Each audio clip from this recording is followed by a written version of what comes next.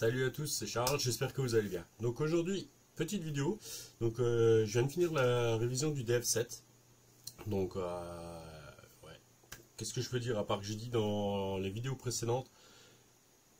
Franchement, c'est une machine géniale.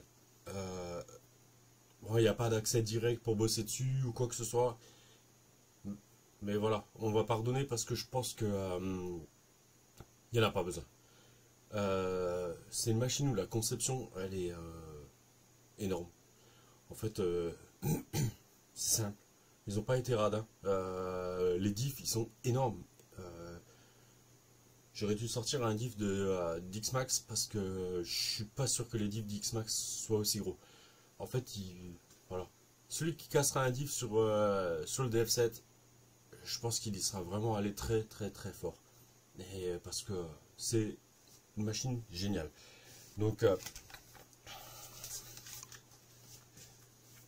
je sais pas si j'arrive là. Ouais. Bon, je vais bosser sur la lumière un peu les gars.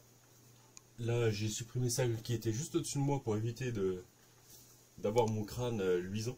Donc voilà. Mais je vais en rajouter et tout. Et sur les étagères aussi c'est prévu. Voilà. Faut juste que je tire l'alimentation jusqu'à l'étagère, c'est tout. Donc voilà. On va parler un peu du DF7. Donc après je ne l'ai pas nettoyé en super profondeur, mais bon voilà, il est propre. Donc devant en huile j'ai mis de la 300 000 comme au centre, de la 300 000 en CST. Après discussion avec Mani, parce que Antoine, son propriétaire, tourne souvent sur une piste pour avec les chiens, dans un stade a priori. Et voilà, comme les chiens de course et tout, ils tournent assez vite on va dire, et ils se baignaient. Donc Mani m'a dit ouais, on va durcir un peu le diff à l'avant, comme ça ça lui permet de tracter. Donc j'ai pas pensé à regarder d'origine combien il y avait. Fond de diff, ouais 10 000. 10 000 et 60 au centre. Donc là il va vraiment tracter différemment. Donc j'espère que ça conviendra à Antoine. Sinon voilà, on s'arrangera. Voir, je lui ferai rapatrier et puis je m'en occuperai. Encore un peu de graisse de quand j'ai mis. Voilà. Quand j'ai rentré l'axe. Donc voilà. Amortisseur, donc arrière on est d'origine. Donc comme à l'arrière comme à l'avant dans les amortisseurs auxiliaires, il y a de la 1000. Il y a de la 1000 CST. Et normalement on a 500 dans les amortisseurs à ressort. Et donc devant j'ai juste mis... je suis monté un tout petit peu en grade pour le freiner un peu. Et là on est en 600. C'est tout. Voilà. Après rajouter un ventilo que Antoine m'a fait envoyer, m'a fait parvenir. Franchement, il est du... Celui-là il marche. Hein. C'est un Tsido. Et pas mal du tout.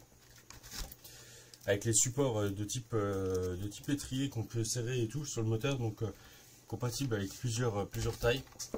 Donc on va juste l'allumer. Hop.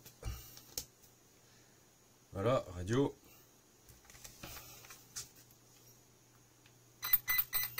Donc c'est pareil avec le combo, on est au top du top quoi. Donc c'est un max 8 hein, de toute façon. Je n'ai pas regardé les réglages mais bon voilà. Le ventilo il envoie, on l'entend bien. Hein, donc comme Mani disait, avec un 4274 1600 kW, donc là on est vraiment très bien.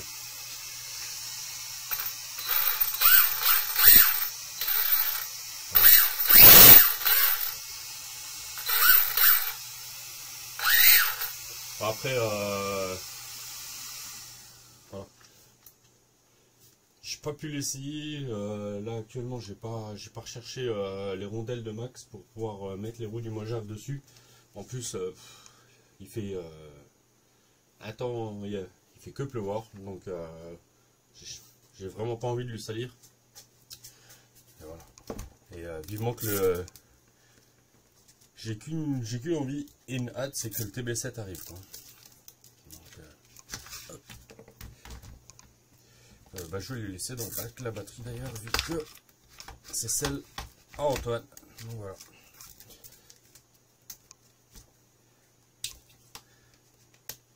Donc franchement, voilà, génial.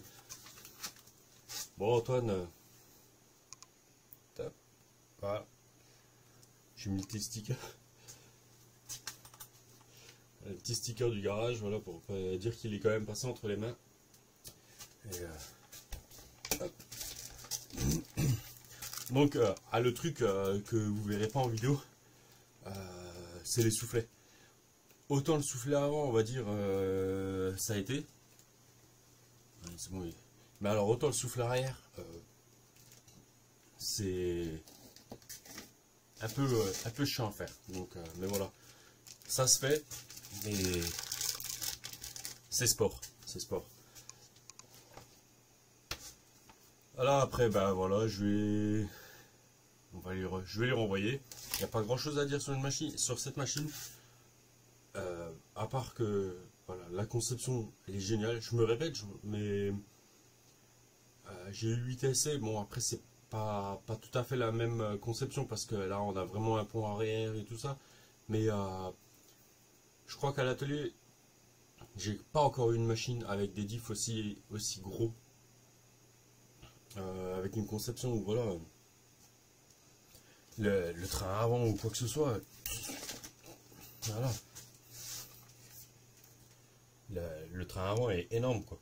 Donc les rotules dedans, bah, là il n'y a pas un pet de jeu quoi que ce soit.